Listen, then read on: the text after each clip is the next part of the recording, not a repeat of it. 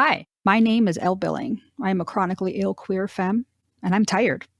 I'm here this episode and every episode to dig at the roots of our collective fatigue, explore ways to direct our care in compassionate and sustainable ways, and harness creative expression to heal ourselves and our world. And welcome to HURF, Radical Care in a Late Capitalist Hexscape.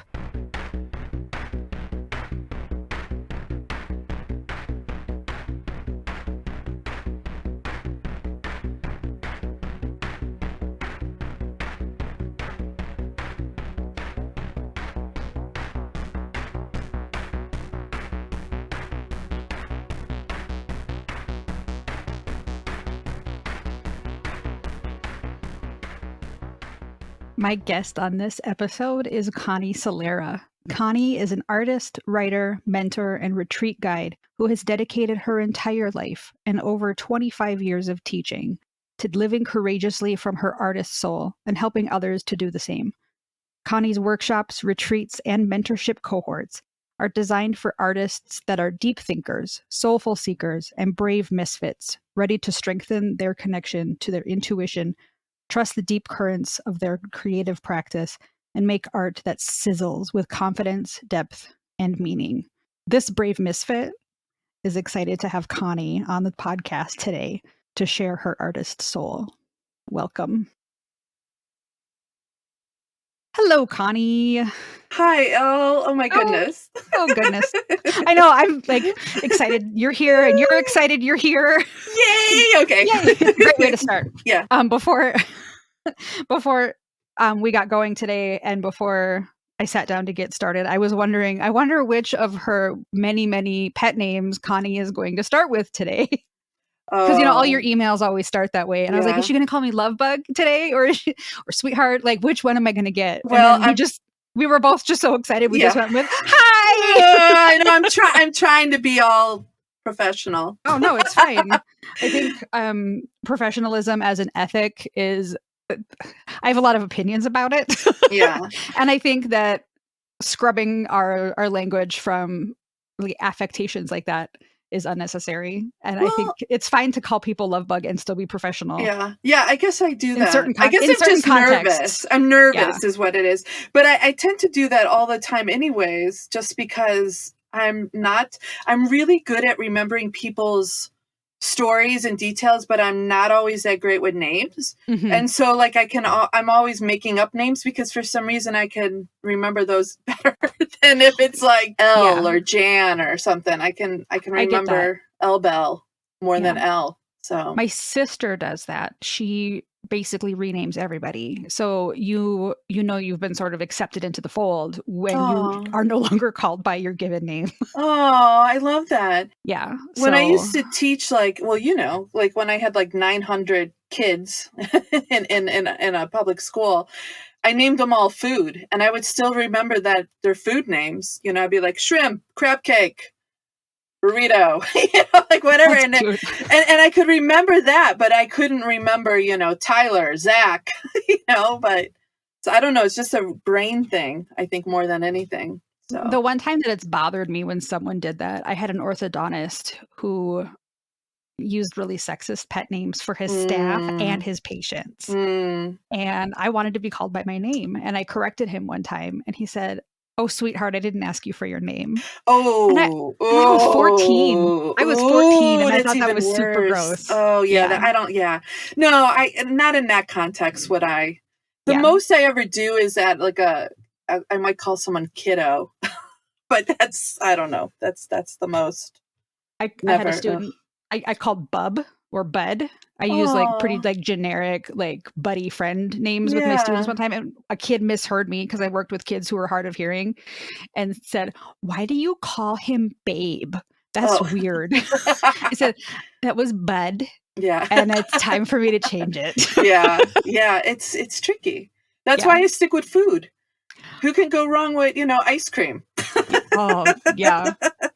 Or I think my students probably would have been worried I'd eat them. Yeah. There were times where I'm like, if you don't stop, I'm going to eat you for breakfast. But you're vegetarian. I can make exceptions. Yeah. I love it. So, oh my gosh. Well, now I'm hungry. I know. We just took this Like, in I a just whole ate. new Yeah. direction Yeah. now. I just Okay. had lunch, but I'm like, oh, now I want ice cream. Oh, That's after. okay. Let's Yeah. let's get through this and we'll get ice cream together. Yeah. So speaking of, ways we take care of ourselves with food and pet names, how have you received care this week? That was such a great, that is such a question of endearment. I was thinking that's a question to ask a loved one, isn't it? And like, how do you receive care and how did you not receive care? Like, I thought, wow, that is a powerful question when I read it and the questions you shared. Mm-hmm. I received care by having a dear friend of mine this past week offer to help me with something. I didn't even ask for help, right? So that was kind of fun. And it was about actually talking about my art and my practice. And I had some ideas around something. I was just sharing the ideas just to kind of bounce off, ideas. And I left with someone saying, I can help with this and we could blah, blah, blah. And I was like, oh my gosh, that's so amazing.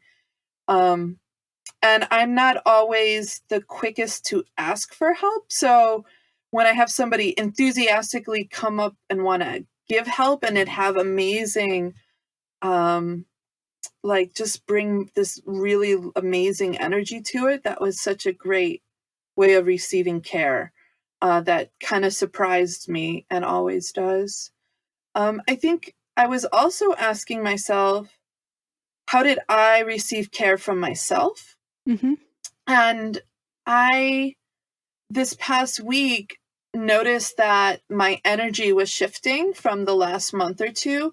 And so I changed up my morning routine, which always involves being in the studio, but I changed it so that I would feel more grounded. And I've been doing that in the last 4 or 5 days. And that has been a really great way of caring for myself. And a lot of times I can be like, well, this is all working and I'm on a routine. And I just shifted the way I do things in a studio a little different. And they've made a big but subtle difference, if that makes sense. Yes. Okay. No, I get it. Yeah. Sometimes the little things are the big things and the big things are little things. Yeah. It's that paradox. Yeah. Yeah. Instead of just jumping right in and start painting, which is my normal routine, I decided to really slow down and sit for a few minutes, and just kind of not just like I can just start going at it. And I did it purposely to just ground myself and kind of do like a body scan. And it's not something I always want to do, but I was like, I'm feeling not as grounded. And so I see the difference. Actually, I've been able to focus a bit more during the day. So I don't know if the that's two great. I know. I don't know if they're directly correlated, but I'm going to go with that. So My mom popped in on me in the studio the other day, and I was just sitting on the floor staring at the 2 secret paintings that I hadn't shared with the group. Yeah. And I was just staring at them, and she's like, are they talking to you? And I was like, not yet. Yeah. She's like, you've been sitting there a while, because she had been kind of cleaning and futzing around upstairs. And every time she walked back, I was doing the exact same thing. She's like, how do you know when to do something? I'm like, I don't know. I'm still figuring this out. Yeah. It's like, it's different every time. Like, I'm really kind of stuck on these. I said, I know I need to do something. I said, I've already rotated them 90 degrees and retaped them to the wall. I said, but I'm just going to sit here a little while. She said, oh, okay. She just kind of walked away. But like, I've been also doing just a lot more sitting. Yeah. Less doing. That's kind of what I needed. Just a little less doing at the beginning of the day. Yeah. It's interesting because I was going through my Facebook memories today, and what the first one said, sometimes it's a day for doing and sometimes it's just a day for being. And it's really felt like that, where I just need to sit and be with things and hold them more than I need to like do the things. But that's really been this season of life anyway. It's just a lot more being and less doing. Yeah, but isn't it such a great thing to check in with yourself and ask yourself, is it a being or doing kind of day? And that's where I can get caught up in having a routine, like like I still have the same routine, but just twitching it was Mm-hmm. just that little bit of time. I'm talking 10 minutes, instead of just jumping in, 10 minutes of sitting has shifted a lot, which is kind of, But I'm reading this book right now, Rest is Resistance, a Manifesto by oh, Tricia Hersey. I love that book. Isn't I it read so it. I sat down outside and read that thing like in a weekend. It was yeah. so And she delicious. talks about like the importance of having those 10 minutes Mm-hmm. to do some kind of rest or Mm-hmm. daydreaming or scheming or shut eye or napping. Those Mm-hmm. 10 minutes really do make a difference of Totally. not needing to do something all the time, like pushing back against the need to be constantly doing. So I'm glad Yeah. that changing that up in your routine is making a difference for you. And that you were able Yeah. to like hear what your soul or your body needed. Yeah. And I And you think were like, I'm gonna also, do something different. yeah, I think too, it's like I started to feel a bit ungrounded and like too much in my head. And so, believe it or not, I needed to slow down and just do nothing to get out of my head, like Hmm. just really feel into my body. And but the thing I know that is like that's what's working now, and maybe next week it'll shift, but that's okay. But that felt like a real I love framing it now as an act of care instead of thinking it's the answer. It's an act of care right now. Yeah. So it sounds like your creative practice is providing that care, that self-care right Oh, now. yeah, I think Yeah. so. Always. That's Yeah. always part of it. Yeah. So, So how does your creative practice sort of facilitate the ability to care for others in your life? well, you ask such good questions, Elle. They really are like, damn, I gotta think about this stuff. I love it. I mean, on the surface, to be honest, like I think this is kind of a common thing creatives in general say. Like if I'm not attending to my creative practice, I become grouchy. I become all of that. Like I think that is a very kind of surface and it's a very honest thing. I know for myself that if I'm not attending to my own creative practice consistently, which happens sometimes, Hmm. then I am not the nicest person to be around. If I don't give myself times where I can really dig into my art by myself, like once or twice a year, I try to go away for just a couple days to Sedona, which is only an hour away, and just being with my art and being by myself like that resets everything for me. Hmm. Um, but I think also I feel that it cares for other people because it fills me up, which gives me the energy to then give to others, to give to my students and be inspired by giving to my students instead of feeling like maybe it's um, overwhelming or drudgery. Like, for example, when I used to teach in a public school and there's no room for care in there and you're just I always said they would put an IV into you and suck you dry. But to find, now that my creative practice fuels me and able to give more to others from a place of love, if that makes Mm, sense. it does. Yeah. Yeah. I the public school where I live now it's a small school, and so the art teacher I think has a lot more time to spend with the students. And I always felt like when I took art, I had time, a little bit of like time to talk to the teacher and stuff. But I did a practicum at a very large public school. Well, large for here, Yeah. probably larger where you are. And it really was like conveyor belt, assembly line Yeah. That's how art it for that was. teacher to just like churn 100, like you said, 900 kids, 500 kids through a week and try and teach them something about art and hope it sticks, that the kids who are going to like, who need the art are going to like have it resonate with them. And every kid needs art, but there are some kids who just like really need it. Yeah.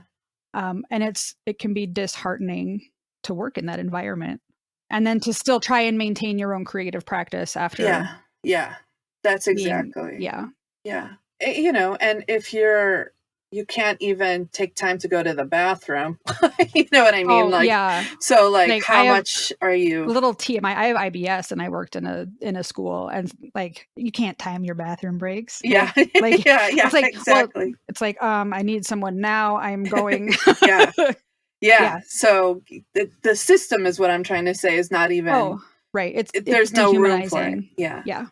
But we're past that now. I mean, like for me right now, so that but still, I think some of that gets ingrained in us, and we have to well, more than that's what I admire about you, is that you've been able to craft a life to support your own needs and to bring that care to yourself so you can care for others. That's the heart of who I see your gift is with your practice as well.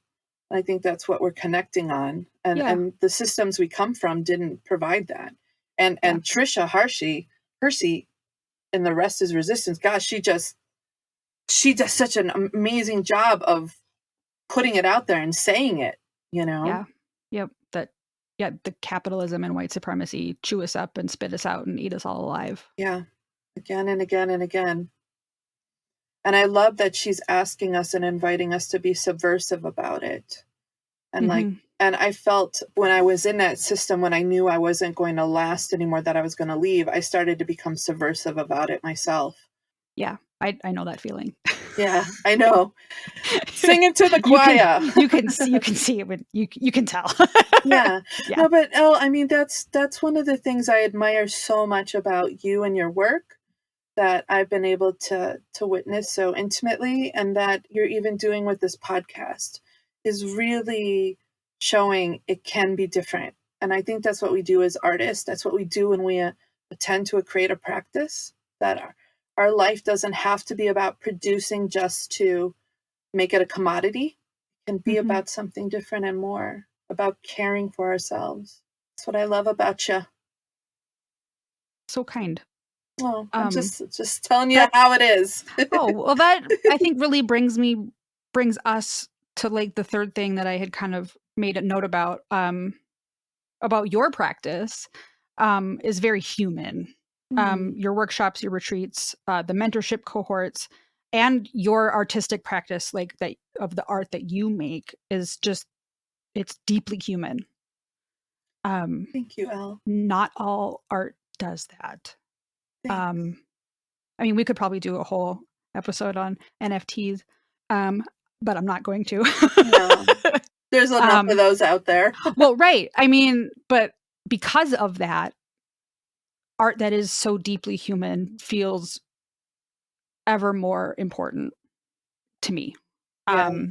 What is it about your teaching that you feel speaks the most to our need to connect to our own humanity, or to like the humanness and humanity of others? How do you make that work? Like, I mean, it's clear that it's working. Like, what's your secret ingredient? Your magic? What's your secret sauce, Connie? What's the secret sauce? Oh gosh, I have no idea. If you could give me a clue, I know. I think it's what you so kindly said about me. Like that to me is the biggest compliment anybody could say about my work. So I'm like really moved by it. I mean, years ago, let me, if you don't mind, if I'll just rewind a little, like, and pardon me if you've personally heard this story before, because I've told it a few times, but I hope you do tell stories I've heard before, because most of them I think I love, probably all of them. Oh, well, thank you. So I have this in my retreats, right? So in my retreats, I have this little game I would do sometimes where I have this huge stack of calendar pictures. They're like of art. They're like those calendars where every day you pick off a new little piece of paper. Yeah, the page a day calendars. Yeah. So this calendar was like a 2-year calendar, and it had art on each side, like the masters or from all different museums. And I would bring this big thing with me, and I would do this little game where I would put all the art on the table. And I would say to my painters, okay, the museum is on fire. You can only grab 4 paintings. Go. You got 3 seconds, and everybody's like vultures running around and looking, grabbing stuff. And at the end of this little exercise, and it always, always, always, every time I've done it, it's amazing. They'll take the pieces they grabbed and they'll put it next to the art they've been working on, and they're like absolutely the same. They're similar, right? And it's the whole lesson I'm trying to share with them is that we have this aesthetic that is naturally ours, that we're going to choose it in the art we like. We choose it in, the way we go through the world. It's just who we are as artists, that it doesn't fail. It never fails, that exercise. And I always would ask myself, what would I save if the museum was on fire? And it's not the art pieces, it's the remembrance that we have this ability to create something from our hands that communicates what's inside us. And and that to me is the most important thing I try to teach my students. And I try to show them that. And that exercise is showing them, like, you cannot get rid of this. This is so a part of you. And it doesn't matter if you paint like a master, like a quote unquote master, or if your neighbors tell you it looks like a 3-year-old. It doesn't matter.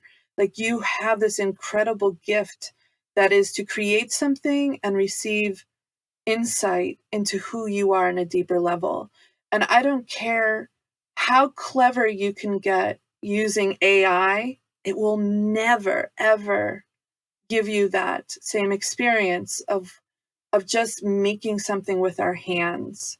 And so that's the thing that I feel I always come back to. That's what fuels my whole art practice. I've been making art my entire life. I never stopped, and I followed paths that were told what I should do as an artist when I was younger. I gained a lot from it, but I also knew when I was in those kind of, like we were talking, systems, that I was like, this isn't it. This is not what I believe is art, even though I didn't know what it was. And I'm always seeking that. I'm always curious.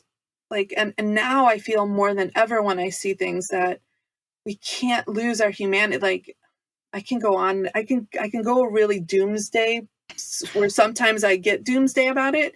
No, I understand. You know what I mean? I get that way too. Yeah. Yep. And I don't want to rest in that area, but I think, it's important to remember our humanity. And like you were saying, and Rest is Resistance book points to so perfectly, is we have a lot of conditioning to believe we're machines. And that's not the point of being an artist, in my humble opinion and in my path.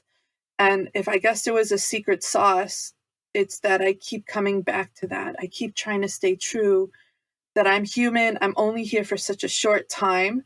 And this is my experience with being able to be gifted to make art, and to be called to do this. And I want nothing more than to support other artists too, that feel that same way, that get that there's something more. And all of the things like my livelihood and security and all of that stuff, the more I followed that truth of my own, the more I got in alignment with my livelihood, with providing provisions, all of those things. It became less of a machine and more of the wonder, believe it or not, that the more I get in alignment, the more I'm always amazed that I'm able to keep things afloat, like, wow, it's amazing that it works this way. And I don't think it's me, Elle. I don't think it's just me. I think it's that connection we have to creativity, to something larger than ourselves, and to our creative practice. Yeah. When you said the word wonder, it like pinged in my head so loud. Oh, In addition to like the humanness and humanity of your art, just wonder and wonderment are things that I also associate with you and your artistic practice. For two really big reasons. One is the story of like all your green paintings when you were in college. How you like you painted a bunch of green paintings and then you would like surround yourself with them and just like soak yourself in green, which I think is just the coolest. It's like such a like, I am obsessed with this color. I'm going to do everything possible I can with it. It's just a curiosity and wonderment, and it's a very human thing. Yeah. And very connected to that. When you did the monopalette series last year, Prussian blue, like dark blues, Prussian blue and Payne's gray are two of my favorite colors. And when monopalette moved on to other colors, I stayed with Prussian blue. Me too. Me too. I'm still hooked on Prussian blue. And I ended up making 37 Prussian blue paintings for my 37th birthday last year. Yes. I just kept going with it. Yeah. And because of that, like that wonderment and just the geeking out about a particular pigment and the history of it. And I remember you had talked about Picasso's Blue Period and the Old Guitarist, and that's a painting that I really am fascinated with because of the painting in the background of it. Like if you look at it from a certain angle, there's the hidden painting, and like all of that wonderment and curiosity and the way that we can go down all these rabbit holes when we like latch onto one little thing in the whole world of art. There's so many things we could pick, but we have this, I think both you and I have this tendency to like pick a thing. And it scratches. It does. And like the body of work that I'm working on right now is something that's been like scratching my head, like the back of my head for 5 years. And I'm like, okay, fine, I'll do it. Yes. Oh, I know that completely. And and it goes back to Elle, like you and I are saying the same. It's like, this is the thing I say in everything I do. Love what you love. Like as artists, we're just here to love what we love. And there's like the wall I come up against when I'm working with a lot of my students, not you, but like a lot of times I'm sure others will, is like, oh, I got to be really good at doing this. And I'm like, oh, that's so boring. So boring. Like who just wants it? Like it's already been done. Like just show me what you love. And that's what I love about like your work is because you get caught in those little loops of like, and I'm going to paint troll dolls for a month. Yes. And I'm like, yes, because that's what we do when we're at our best as humans. We're loving what we love. You know, we're and then other people, that's like, to go back to the green paintings, if I may, like, oh, please do. That was a huge lesson. I was 19, I think. I wasn't even 20 yet. I went to a concert and I don't even remember the concert. I keep trying to remember, but they turned the whole stadium green. And I was like, oh my God, that was the thing I remember. I loved it. And I came home, I put my hand in people's like couches to find whatever change I could. Like I scraped as much money as possible. And I went to like, it wasn't called Home Depot then, but like the hardware store, and bought as much green paint. And I made these huge canvases and I just tried to recreate these abstract paintings so I could sit inside it and be in love with the green. And at the time, I was going to school. And I remember like having to do all the things at the art school to be really good at drawing and that. And I told my professor, I said, I am, like it was a side note. And he said, bring these in. And I said, but if I bring them in, we have to have a room so you can lay down, And he's like, okay. And he did, I did that. And he humored me. He was a very serious guy and he laid down and I was like, do you get it? Isn't it amazing? And you know what? I don't share that much, but I had these sticks, like sticks you find on the ground. And I even wrapped the sticks with all this green fabric. And I was like wearing green and I was like ringing. I was like, I don't know what I was doing with the sticks, but I had even green sticks. It was something. It had something to do with it, And I gave him one of the sticks and I was like, oh, it's all about the green. And he was so like moved by I love the green. He got me a show. I had my very first show by myself before I was even 20 in a gallery. And I went to that gallery open and all I did was like, I love the green. And then all the paintings sold and they were all $800. Do you know how amazing that was to be that age and to have this money and for my art? For why? I just love green. I was like, what you love. I loved what I loved. I was inspired by a band that I don't remember that loved what they loved. You know what I mean? Like, and that has been my whole career path, is when I fall out of love with things, there's usually that breaking up point. It's a struggle and I might be trying to get back. And then eventually it's like, fuck it. I found something else. And I fall in love with that.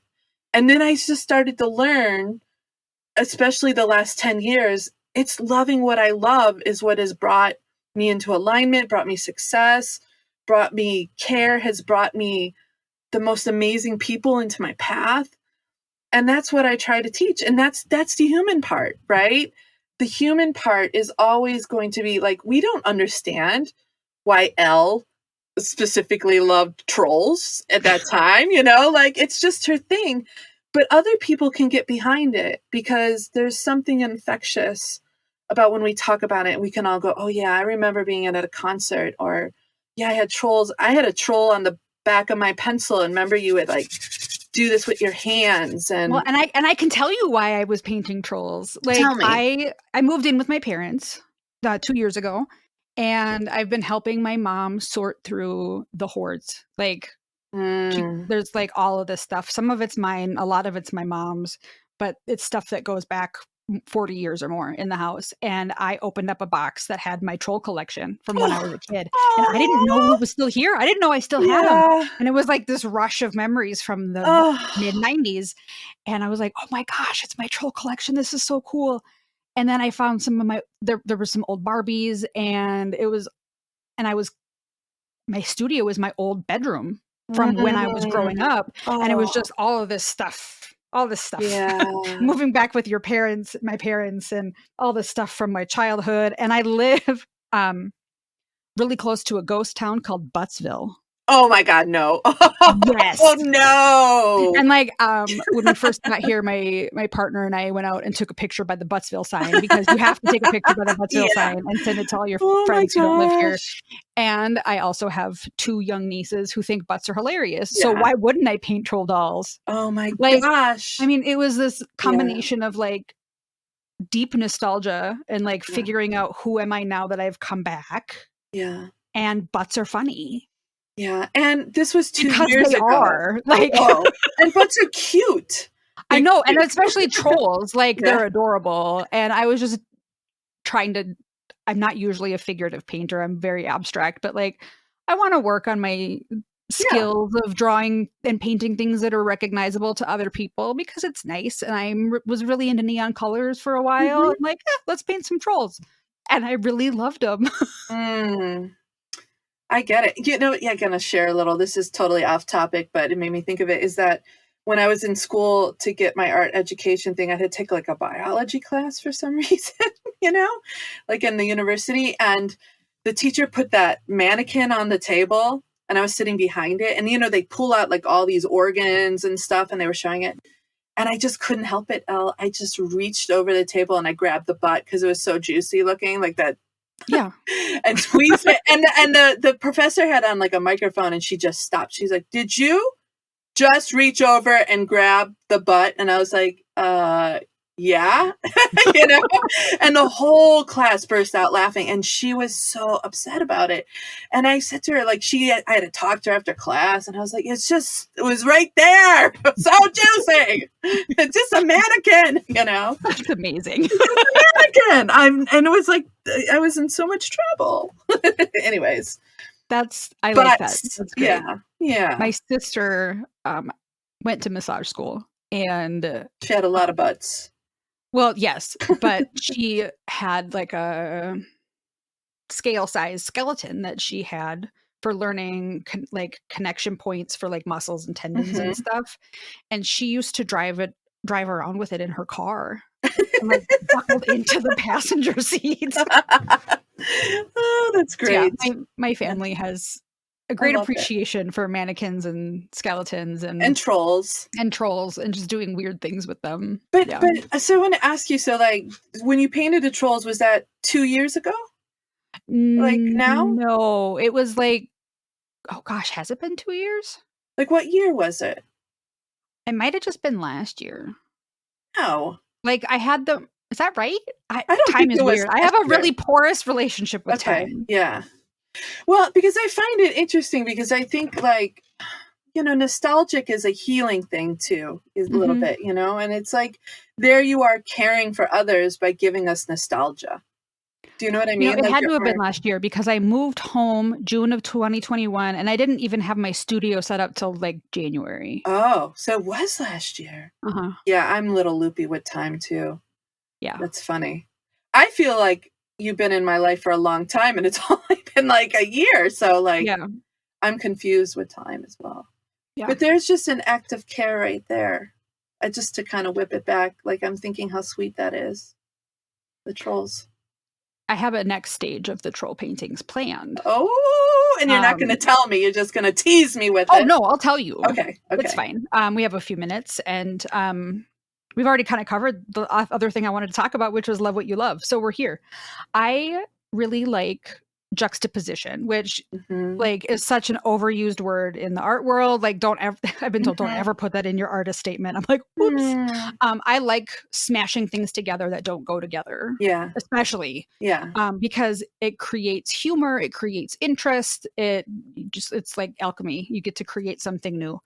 Um, I especially like doing it with collage Mhm. and zines. You remember zines from Oh the yeah. 90s? Oh Yeah. yeah. So I have the I really want to my mom gets People magazine and I cut them up when she's done reading them, and I like the idea of making little troll zines, but just as prints. Not a whole zine, but just like a Yes. zine style but prints. Yes. But like business advice trolls. Oh my god. Yes. So like especially Oh. like now because millennials are struggling financially in ways that like our parents and grandparents didn't Mm. have to contend with. Yeah.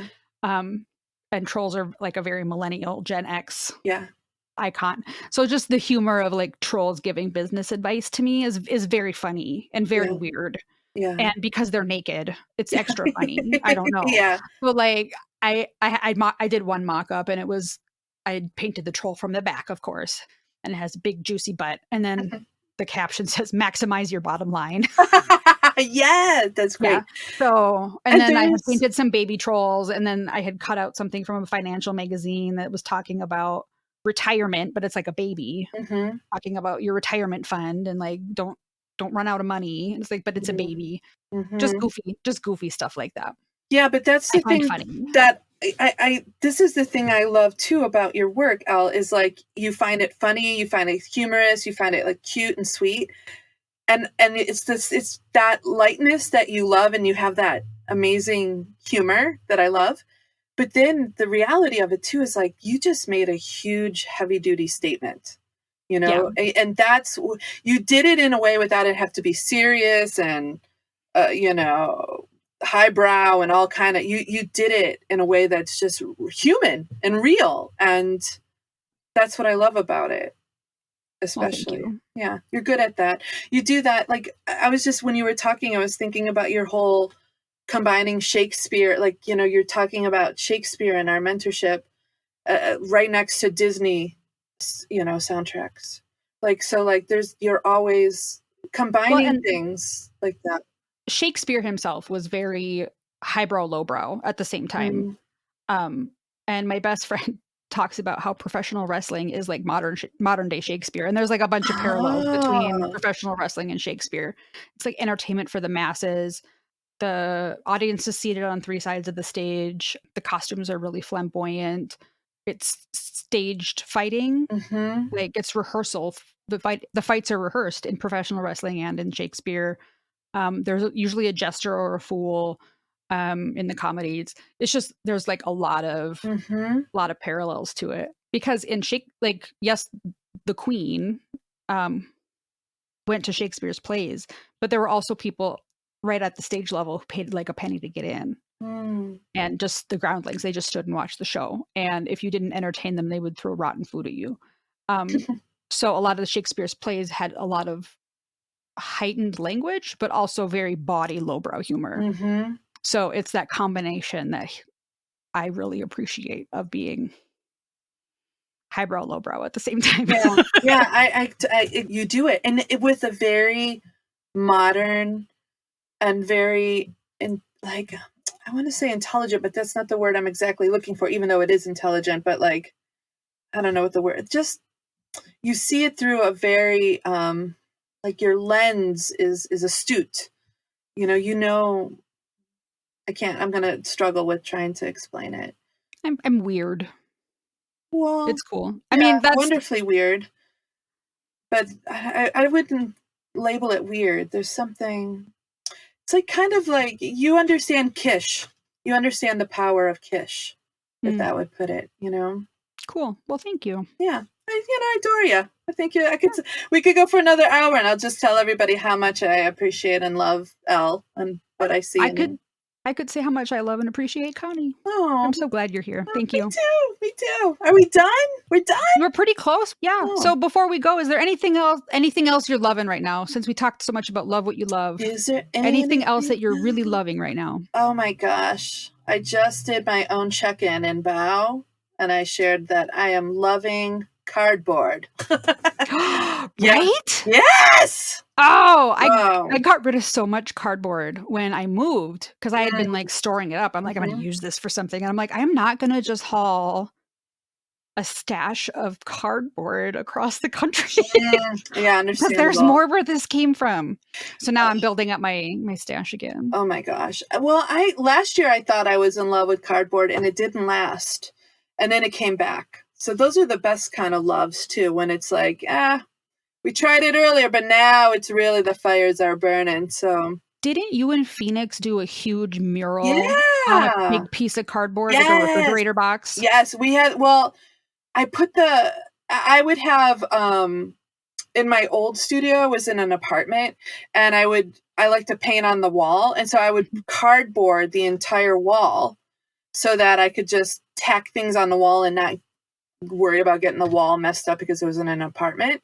And so then it was during COVID lockdowns, me and Phoenix, I said, let's paint it, because I hadn't used that wall in forever. And so me and him made a huge mural on that. And then when we moved into where I live now, we took it apart. And so there's parts of it in my studio on different walls. It's not all one wall. Yeah. I forgot about that. Thank you for reminding me. Yeah. So that cardboard and I go back and we're like, we fall in love, we fall out, we fall in love. Now we're on again. So cool. Yeah. I'm excited to read what you wrote about cardboard. I'm excited to read what you wrote this week too. What did you share? Did you share your paintings? I shared my secret painting. Yay! Okay, good. That's another thing Elle does. She leaves you hanging for a long time. It's like, they're not done yet. They're still percolating. Yeah, that's good. That's what we're supposed to do. Sweet. Oh, yeah. All right. Well, thank you for being here. I really appreciated the conversation. You're great. Me too. You're great too. I love it. Thank you. Have a great week. You too. Bye, everyone. Thank you.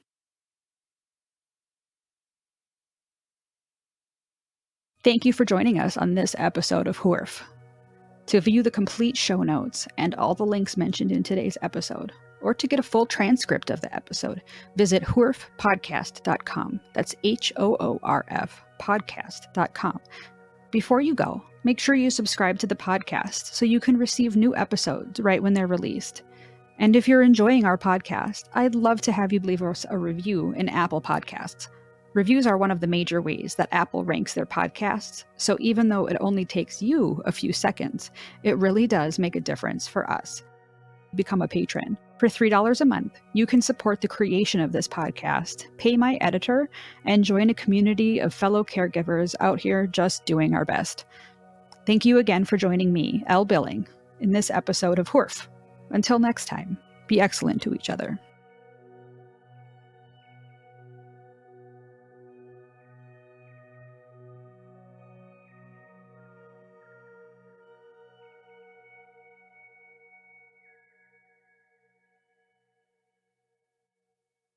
Hurf is hosted by Elle Billing at Elle and Wink. Audio editing by Ricky Cummings at Ricky Poo. Music composed by Ricky Cummings. Hurf is a production of Elle and Wink Art Studio, all rights reserved. Hurf Podcast can be found on social media channels at Hurf Podcast, at HOORF Podcast.